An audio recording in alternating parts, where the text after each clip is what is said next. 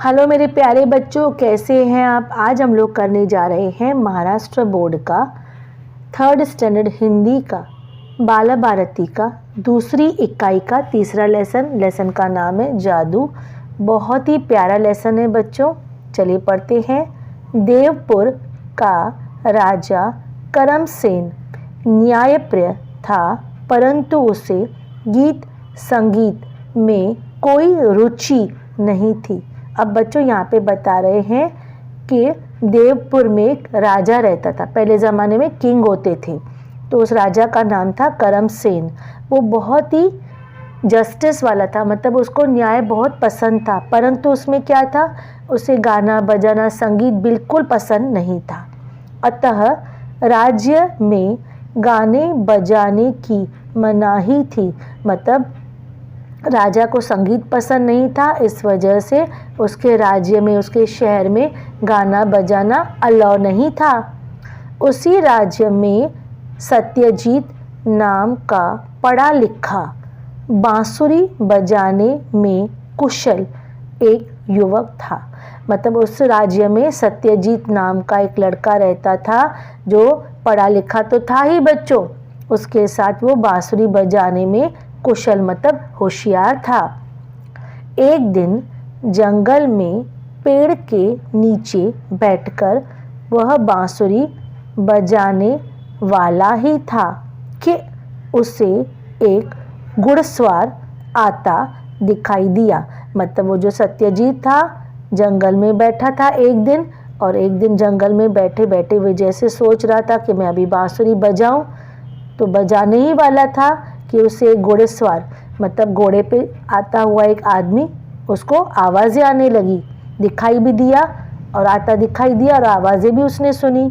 अचानक घोड़े का पाँव फिसला और उस पर बैठा व्यक्ति ज़मीन पर गिर पड़ा और बेहोश हो गया। मतलब वो घोड़े पर जो आदमी आ रहा था, तो घोड़े का जैसे ही पाँव फिसल गया तो आदमी घोड़े से गिर गया, और घोड़े से गिरने की वजह से वो आदमी बेहोश हो गया।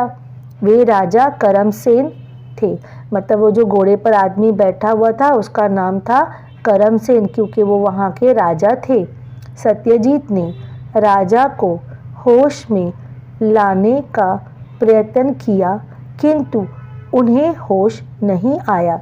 मतलब जो सत्यजीत था उसने बहुत ट्राई की, बहुत कोशिश की कि राजा होश में आ जाए, पर कुछ भी फायदा नहीं हुआ और राजा होश में नहीं आया।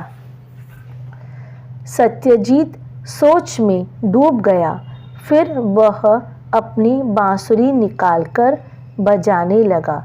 अब सत्यजीत जो है बहुत चिंता में पड़ गया, सोच में पड़ गया बच्चों कि मैं क्या करूं जिसकी वजह से राजा को होश आ जाए। उसने बहुत प्रयत्न किए लेकिन राजा होश में नहीं आया, तो उसने क्या किया, अपनी बांसुरी निकाली और बजाने लगा। बांसुरी की मधुर संगीत पूरे वातावरण में गूंजने लगा। मतलब इसने जो बांसुरी चालू की, बजाना शुरू किया, तो उसका जो संगीत था, बांसुरी जिससे जो आवाज़ निकली बच्चों, उससे पूरा जो एटमॉस्फेयर था उसमें संगीत मधुर गूंजने लगा। बहुत मधुर, बहुत अच्छा वातावरण हो गया। पक्षी भी उस मधुर संगीत से आसपास मंडराने लगे। मतलब वो जो संगीत उसने बांसुरी बजाई, तो उसके वजह से जो बर्ड्स थे ना, उड़ उड़ के यहाँ पे जहाँ संगीत बज रहा था वहाँ पे आके आजू बाजू बैठने लग गए। तभी उसने देखा राजा धीरे धीरे आंखें खोल रहे हैं। तो उसने देखा सत्यजीत ने, जो राजा बेहोश हो गया था बांसुरी की आवाज़ की वजह से, वो धीरे धीरे होश में आने लगे और आंखें खोलने लग गए। सत्यजीत डरकर राजा के पाँव में गिर गया। सत्यजीत बहुत डर गया क्योंकि उसने संगीत बजाया था, बांसुरी बजाई थी, और इस राजा के राज्य में संगीत बजाने की मनाही थी। इसके लिए सत्यजीत को डर लगने लगा कि मैंने राजा के कहना नहीं माना और मैंने बांसुरी बजाई, यानी कि संगीत बजाया। पर उसने जो किया बच्चों, वो तो राजा के फायदे के लिए किया ना, पर उसको फिर भी डर लगने लगा और वो राजा के पाँव में गिर पड़ा। राजा ने कहा, युवक, कल तुम हमारे राज दरबार में आ जाना, अब राजा उठ खड़ा हुआ और उसको देखकर सत्यजीत को बोला कि युवक, तुम मेरे कल दरबार में, मतलब जिसका जो पैलेस है वहाँ पर आ जाना। दूसरे दिन सत्यजीत डरते डरते राजा के दरबार में पहुँचा। अब दूसरा दिन हुआ और दूसरे दिन क्या किया सत्यजीत ने? डरते डरते, एकदम डरा हुआ था। क्यों डरा हुआ था? क्योंकि उसने राजा का कहना नहीं माना, उसने बांसुरी बजाई, जबकि उस राज्य में संगीत बजाना मना था। तो उसने डरते डरते दरबार में पहुंच गया। राजा ने कहा, तुमने कोई गलती नहीं की है। राजा ने उसको क्या बोला कि तुमने तो कोई गलती नहीं की है, तुम्हारे संगीत के जादू के कारण ही आज मैं जीवित हूँ। राजा ने उसको बोला कि तुमने जो संगीत बजाया, तुमने जो बांसुरी बजाई, उसकी वजह से मैं होश में आ गया और मैं जिंदा हूँ उसके कारण। फिर राजा ने मंत्री से कहा, आज से हमारे राज्य में गीत संगीत पर कोई पाबंदी नहीं होगी।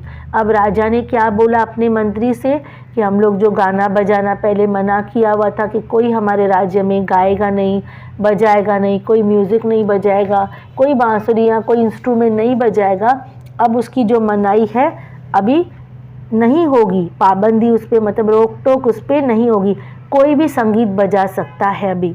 सारे राज्य में तुरंत ही यह घोषणा कर दी जाए। अब राजा ने बोला मंत्री को कि जाओ, जाके राज्य में घोषणा करो, लोगों को बताओ कि अभी कोई भी संगीत बजा सकता है, सुन सकता है, अभी कोई पाबंदी संगीत पे नहीं है। बच्चों, संगीत कितना प्यारा होता है, हमारा दिन अच्छा हो जाता है संगीत सुनने से। तो संगीत सुनना चाहिए और संगीत सीखना भी चाहिए। संगीत सीखना भी बहुत अच्छी कला है। तो चलिए मिलते हैं अगले वीडियो में, तब तक के लिए बाय बच्चों, थैंक यू।